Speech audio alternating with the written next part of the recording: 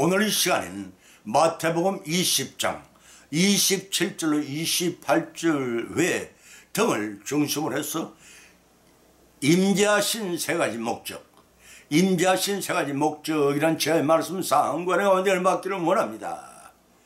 말라기서 3장 1절에 기록하기를 만군의 여호와가 이르노라 보라 내 사자를 보내리니 그가 내 앞에서 길을 예비할 것이요 또 너희가 구하는 바 주가 호련히 그 전에 이 말이니 곧 너희 사모하는 바 언약의 사자가 임할 것임이라 하고 밝혀놓고 있습니다. 옛 소련에 전해오는 이야기입니다.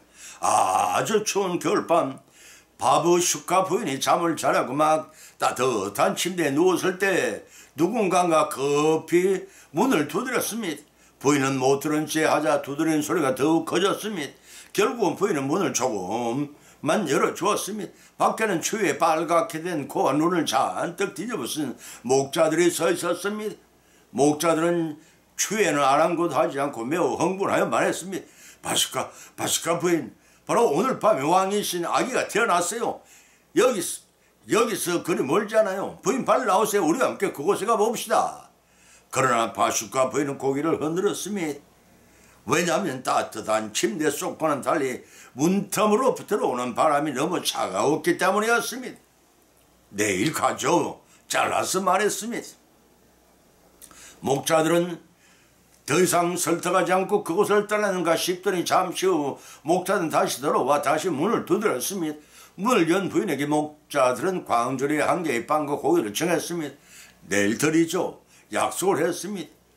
다음 날이 되자 부인은 자신이 어젯밤에 말했던 대로 음식과 선물을 바구니에 넣었습니다. 산모에게 줄 부드러운 쇼울과 아기에게 줄 은수저와 장난감, 상으로 만든 채소의 말 등 선물로 준비해갔습니다. 부인이 목자들이 말하던 곳에 도착했을 때는 마구간이 더 이미 텅텅 비어 있었습니다.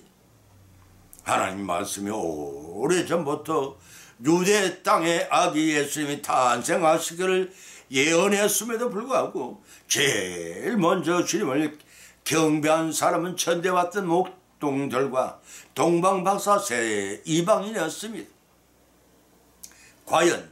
과연 오늘날의 초림 예수님 맞이는 우리 자신은 어떠한지를 자신을 돌이켜보십시다. 초림 예수님의 강력하신 목적이 무엇인지를 성경 세 가지 말씀을 발차에 보면으로 삼고 상고하는 가운데 성령의 감동 감화 역사하시며 힘입어 피자의 은혜를 받고 받은 말씀을 실천하시며 복을 받는 그러한 성탄절을 맞이하시기를 예수님의 이름으로 간절히 축원을 드립니다. 첫 번째는 율법을 완전하기 위함이시라고 했습니다. 마태복음 5장 17절로 19절을 쳐다보면 기록하기를 내가 율법이나 선지자나 폐하려 온 줄로 생각하지 말라. 폐하러 온 것이 아니 완전케 하려 함이라. 천지가 없어지게는 율법이 1.1획도 없어지지 아니하고 다 이루리라. 그러면 누구든지 이 계명 중에 지극히 작은 것 하나도 버리고 또 그같이 사람을 가르치는 자에게 천국에 지극히 작다 일컬음을 받을 것이요 누구든지 이를 행하며 가르치는 자는 천국에 크다 일컬음을 받으리라 고 하셨습니다. 초림하신 예수님께서는 당시에 타락하고 부패한 종교 지도자들을 지청하시며 선언했습니다. 예수님께서 전파하시는 복음을 비유하여 세수는 세 부대에 담아야 터지지 않고 제9시를 할 수 있음을 말씀하셨습니다. 그러나 율법에 대한 예수님의 시각은 달랐습니다. 예수님께서는 친히 선포하신 하나님 나라의 법이 구약의 율법이 부정이 아니라 율법의 완성을 밝혀 있습니다. 율법의 근본적인 사상은 하나님 사랑과 이웃 사랑으로 집약되어 있는데 그 사랑을 자기 중심적인 실체를 넘어 형제가 서로 사랑함으로써 완성한 데 있었습니다. 그래서 예수님은 오히려 율법의 근본 의미인 사랑을 강조하며 그것을 완성하기 위한 것임을 본문은 밝혀 있습니다. 당시의 율법의 진정한 해석자로 자처했던 바리새인과 서기관들은 자기들의 기득권이 붕괴되는 것을 막기 위해 예수님의 교훈과 행동을 왜곡하여 율법 폐지론 자라 몰아세웠습니다. 그러나 그들의 율법, 은행은 율법이 근본 의미는 깨닫지 못하고 외부적 규정에만 얽매여 외식적인 형식적인 틀에서 예수님을 바라본 결과였습니다. 만일 그들에게 예수님이 성삼위의 제2위 되시는 성자 하나님이시오 율법의 제정자이심을 알았더라면 그들에게 예수님을 바라보는 그들의 시각이 달라졌을 것입니다. 그러한 맥락에서 보면은 율법과 복음이 폐지와 부정의 관계가 아니라 완성과 발전의 관계를 보여주고 있습니다. 왜냐하면 예수님은 율법의 제정자이시며 수요자이시며 동시에 완성자로서 대교훈을 통해 율법의 근본 의미를 지적해 주었습니다. 때문에 계시의 진실성이라는 차원에서만 구약 시대 율법이 복음 자체이신 예수님을 예표하는 데만 거쳤습니다.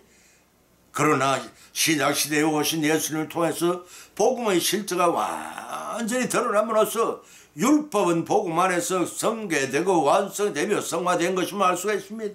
그 완성 율법은 곧 사랑이었습니다. 그 완성된 율법은 곧 사랑이었습니다.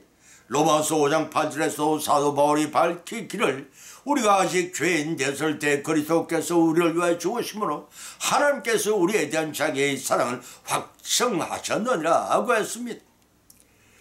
바로 그 휘행적인 사랑을 십자가 위에서 순명하시기 전에 예수님께서 다 이뤘다라고 말씀하신 것이었습니다. 이제 초림 예수님이 강림 목적이 무엇인가 자명했으면 그것은 핵심 주체가 사랑의 율법을 완전케 하심이었습니다. 예수님께서 믿는 자들에게 죄와 사망의 권세에 해방시키는 자유케 하신 이유는 더 이상 율법의 의무를 준행하지 않아도 된다는 뜻이 아니었습니다. 도리어 율법의 모든 의무를 다 자발적이고 적극적으로 준행하며 더 나아가 하나님 나라를 위해 죽도록 충성하게 만드시기 위함이라고 고린도서 9장 1절 19절을 밝힌 바 있습니다.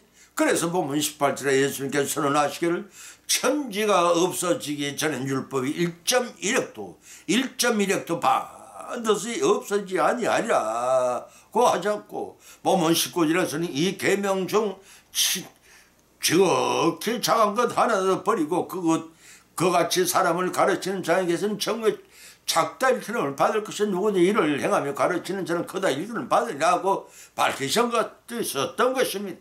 시내산에서 모세가 하나님께 받은 계명을 율법이 모법입니다. 그 모법인 계명을 하나님의 백성이 지켜야 할 법과 규례로 제정하신 것이 율법입니다. 이 율법은 650세간이나 되어서 완전히 지키는 것은 무리였습니다. 그래서 유대인들이 중요한 것과 덜 중요한 것을 가려서 지켰습니다. 이를 가르쳐 본질에서 계명 중에서 지극히 작은 것을 하나라도라는 말로 지적하고 표현한 것입니다. 예수님은 그들의 그러한 태도를 용납하지 않으셨습니다. 뿐만 아니라 율법의 1.1획을 버리지 말 것을 강조하셨습니다. 율법이 완성된 천국에서는 계명 중 일부를 버리고 가르치는 자는 지극히 작다 하겠고 이 율법대로 행하며 가르치는 자는 크다 이끌음을 받는 자가 될 것이 지적하신 것이 바로 그 때문입니다. 그 많은 율법을 어찌 다 준행하겠냐고 걱정하실 필요는 조금도 없습니다. 죄인들을 위하여 대속의 십자가를 죽음으로 지실 때 다 이뤘다 하는 말씀을 통해 예수님께서는 율법을 다 이루시기 때문에 우리는 예수님 믿음으로써 율법을 완전히 지킬 수 있는 길이 열려졌습니다.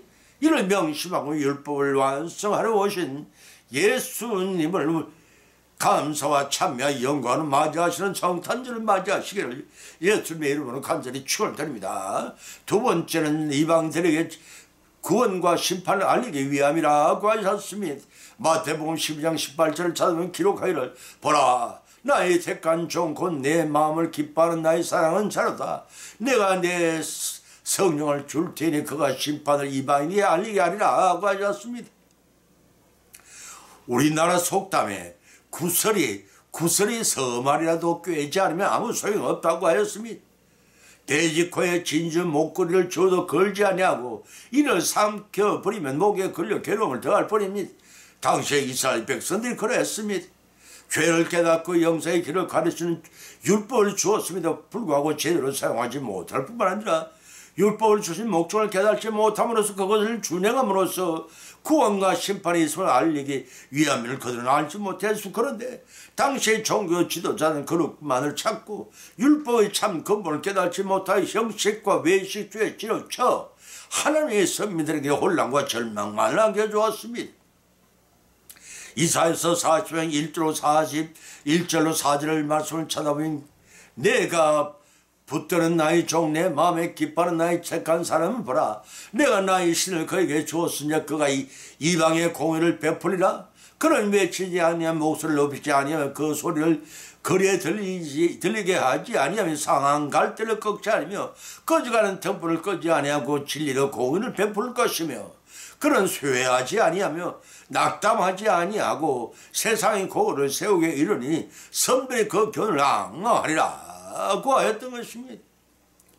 이 말씀은 여인의 후손 창세기 3장 16절의 말씀이신 예수 그리스도의 탄생과 생애에 가는 말씀으로 그 사역을 담당하실 예수님에 관해서 이사야서 7장 14절에서 기록 예언되기를 그러므로 주께서 친히 징조로 너에게 보실 것이라. 보라 처녀가 잉태의 아들을 낳을 것이요 그 이름을 임마누엘이라 하리라는 말씀에 이어서 이사야서 53장 2절로 6절에서는 오신 주님께 어떠한 사역을 담당하실 것인가 대 기록하기를 그는 주 안에서 자라나기를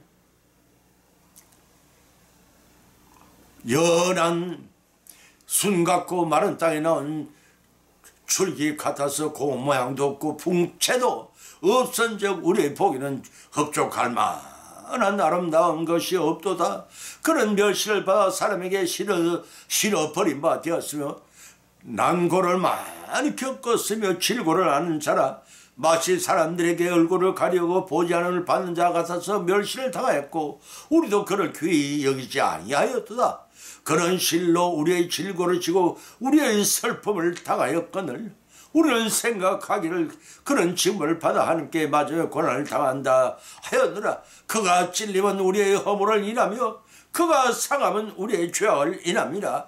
그가 징계를 받으면 우리가 평안을 누리고 그가 채찍에 맞으면 우리가 나음을 입었도다. 우리는 다 양 같아서 그릇 행하여 각기 책일로 가끈을 여호와께서는 우리 무리의 죄를 그에게 담당시켜줬더라고 감탄하였습니다.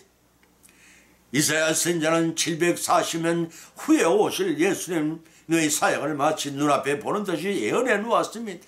이러한 인용문의 예수님에 관한 예언을 말씀을 통해 예수님께서는 하늘의 보좌를 뒤로 가시고 낮고 천한 이 땅에 사람의 몸을 입고 있던 강림하신 목적이 무엇인가 밝혀서 그것은 이방인들에게 구원과 심판이 있을 것임을 알리고 살 길을 열어주시기 위한 목적이었음을 알 수가 있습니다.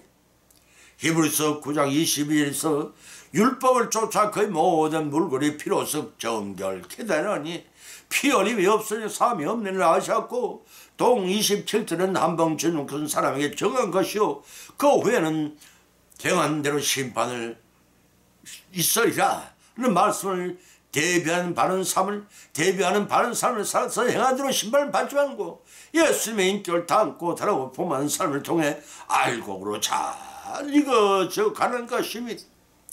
이건 열매만을 농부가 추수하듯이 재림하시는 예수님께서 이건 열매만을 추수한다는 사실을 알고 잘 믿으면 익어져가는 삶을 살아가는 오늘 우리들에게 초림 주님이 오신 목적이 우리의 구원에 있음을 알고 감사와 찬미와 기쁨의 성탄절을 맞이하시기를 예수님 이름으로 간절히 축원드립니다. 세 번째는 범죄하는 인간이 대속제물이 되기 위함이라고 하셨습니다. 마태복음 20장 27절 28절을 처음 기록하기를 너희 중에 누구든지 어떤 이 되고자 하는 자는 너희 종이 되어야 하리라. 인자가 모든 것을 성경을 받으러 온 것이 아니라 도리어 섬기려 하여 자기 목숨을 많은 사람의 대속물로 주려 함이니라고 하셨습니다. 세상의 지배자는 사람들의 위에 군림을 하고 권세를 부리며 명령을 해서 추종하도록 하고 사람들로부터 받기를 좋아하고 칭찬받기를 좋아하고 권력으로 복종하게 만듭니다. 그러나 신앙의 지도자는 사람들 가운데 있고 사람들을 섬기며 본을 보임으로써 인도하고 자기가 가진 것을 사람들에게 베풀며 스스로 헌신하도록 유도를 합니다. 사랑하는 성도 여러분, 여러분은 내 자식과 처지가 어느 쪽에 더 가깝다고 여기고 계십니까? 복음을 통해서 우리가 깨닫게 되는 것은 성경을 받는 자가 아니라 섬김을 받는 자가 아니라 섬기는 자가 되어요. 범죄한 인간이 대속 제물이 되기 위해 강림하신 휘행진 예수님의 사랑을 본받아야 합니다. 본문에서는 복음을 통해서 우리가 깨닫게 되는 것은 섬김을 받는 자가 아니라 섬기는 자가 되어 범죄한 인간이 대속물이 되기 위해 강림하신 휘행진 사랑의 예수님을 본받아야 한다는 것입니다. 본문에서 예수님께서 세상에 초림하신 목적을 이해하지 못한 제자들은 예수님 다윗 왕처럼 덕세를 했을 때 대비해 엉뚱한 자리 다툼에 빠져 있었습니다. 그런 제자들을 바라보는 예수님의 안타까운 심정이 잘 나타나고 있습니다. 그렇지만 예수님은 제자를 책망하지 않으셨습니다. 조용히 타이르듯 교훈하였습니다. 복음 27을 통해 말씀하시기를 너희 중에 누구든지 크고자 하는 자는 섬기는 자가 되고 너희 중에 어떤 이 되고자 하는 너희 종이 되어야 하리니 라고는 안 하고 역설적인 말씀하셨습니다. 제자들 전부가 어떤 이 되고자 혈전을 벌이는 제자들에게 종이 되어야 한다는 예수의 말씀은 제자들이 방자한 흥분의 혈기를 순간에 식혀버리는 일침과도 같았습니다. 하나님 나라에서 어떤가 종의 역학관계는 마치 동전의 앞뒤면처럼 하나로 용해되어 버리는 것입니다. 왜냐하면 그곳은 하나님만이 섬김을 받을 뿐 모든 성도들이 동등하기 때문입니다. 그런데 예수님께서 복음 8절에 말씀하시는 인자가 온 것은 도리어 섬기려 하고 많은 사람이 대속 물로 주려 함이라고 그렇게 밝히셨습니다. 이 말씀 보면 26절 2절의 근거를 제시해 줍니다. 예수님께서 세상 나라의 질서와 성격과는 달리 하나님 나라의 속성을 죄인들이 대성 제물로 오신 자신을 모델로 제시하여 설명하신 것입니다. 예수 그리스도께서 독생하신 성자로서 하늘의 모든 영광을 버리시고 이 땅에 오셔서 하나님이 인류 구속사의 뜻을 온전히 성취하심으로 진정한 생명의 도를 보여주신 것입니다. 빌립보서 2장 6절로 9절 말씀이 다시 말해서 예수님께서는 이 땅에 오신 목적 10가지를 살펴보면 성경이 이렇게 말하고 있는데 첫째는 마태복음 1장 21을 통해 자기 백성을 죄에서 구원하시기 위하며 두 번째는 마태복음 3장 11절 11절 성령과 불러서 세례를 주기 위하며 세 번째는 마태복음 5장 10절을 통해 율법을 완전케 하기 위하며 네 번째는 마태복음 9장 10절 13절을 통해 죄인들을 불러 회개시키기 위하며 다섯 번째는 마태복음 11장 27절을 통해 하나님의 아버지를 세상에 알리기 위하며 여섯 번째는 마태복음 12장 18절은 이방인에게 들에까지 구원과 심판을 알리기 위하며 일곱 번째는 마태복음 16장 18절을 통해 그리스도의 교회를 세우기 위하며 여덟 번째는 마태복음 18장 12절 14절 통해 이런 자를 찾기 위하며 찾아 구하기 위하며 아홉 번째는 마태복음 2장 28절로 자기 목숨을 많은 사람의 대소물로 주기 위하며 열 번째는 마태복음 20장 28절로 많은 사람이 죄 사함을 받기 위함이라고 밝혀졌습니다. 이런 성경 말씀을 통해 예수님이 초림하신 목적은 많은 사람의 대속 제물로 주려 하심을 알 수가 있습니다.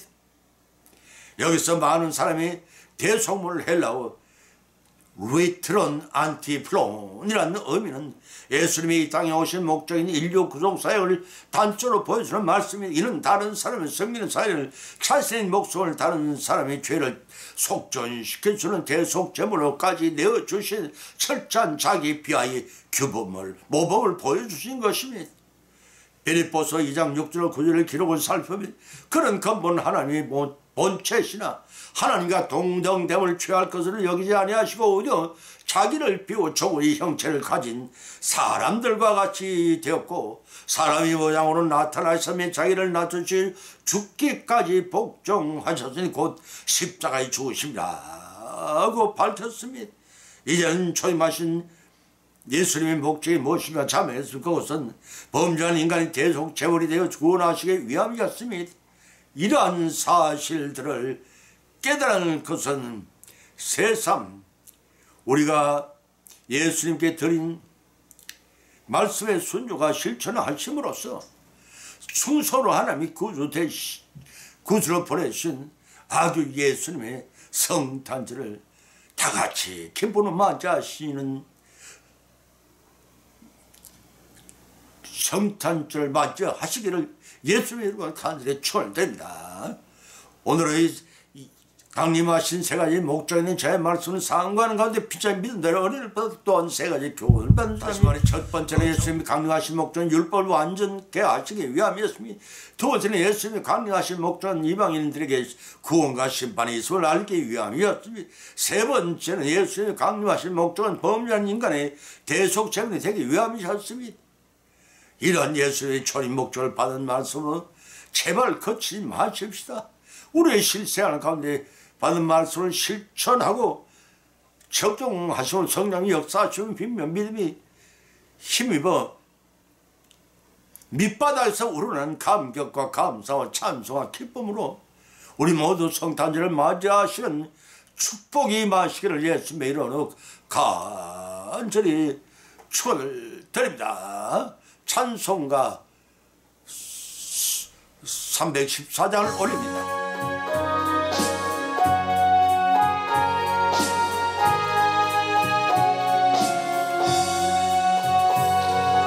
내 구주 예수님은 더욱 사랑 엎드려 비는 만 들어서서 내 진정 소원이 내 구주 예수님은 더욱 사랑 더욱 사랑 이전에 세상 나 기뻐서도 지금 내 기쁨은 오신 예수님 다만 내 피는 맛 내 구주 예수님은 더욱 사랑 더욱 사랑